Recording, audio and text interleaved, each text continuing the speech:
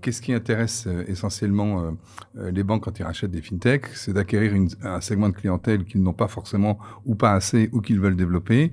Et se disant, j'achète ce segment de clientèle, ça m'évite de faire les développements, etc., etc.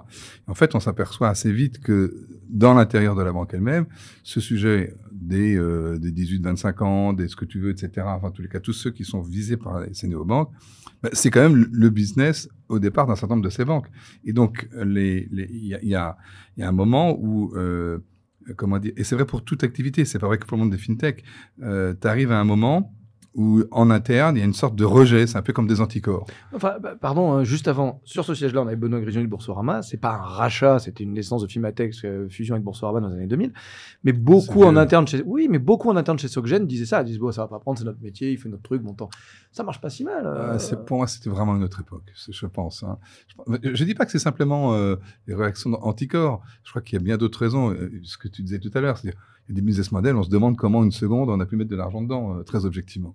Enfin, j'écoutais tout à l'heure ce que j'écoutais quand même. C'est vrai? Mais oui, sur la question des niches et autres, etc. C'est un vrai sujet. Est-ce qu'on a un business de niche ou pas?